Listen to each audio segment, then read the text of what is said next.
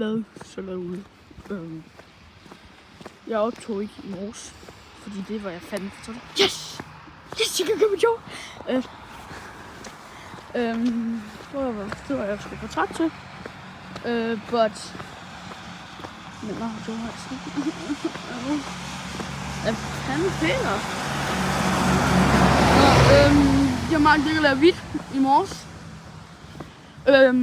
På grund af, at jeg har i dag skulle med en fra min skole og en anden skole, Rødbergskolen, skulle til Fredericia og spille fodbold indendørs, sådan noget privatskole, autistskole-agtig, sådan noget fodbold, hvor der er med børn for sådan. Nogen har sådan ADHD, og der var en, der havde Down-syndrom. Ja, autisme, ADHD, nogle andre sygdomme. Det var vi så ude på fodbold i Fredericia. Mega luksus, fordi jeg kendte allerede nogle af dem. Så vi var blevet opdelt i nogle hold. Første kamp vinder vi 3-0. Jeg får lavet 1 mål, 1 assist, og så kommer jeg ud, og så er der så en, der scorer på straffespark, fordi at ham der med Down syndrom, han kommer til at tage den op i hænder. Men det er også det, man må ikke tage den op i hænder i indendørs, man må kun parere eller lige stoppe den, hvis den er i gang med at gå i mål. Det synes jeg, det er sådan lidt, men ja, det er jo fint nok.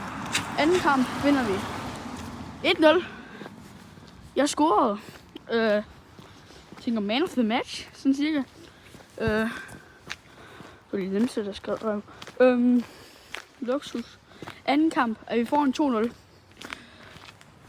Jeg laver en assist, hvor der er en, han kan aflevere en bold. Jeg står sådan, så tænker jeg skulle da lige prøve, at jeg lige kan komme ind.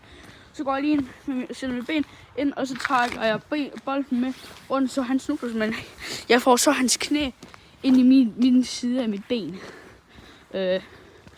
Så det gør stadig næs. Og sidste kamp, den snakker vi om.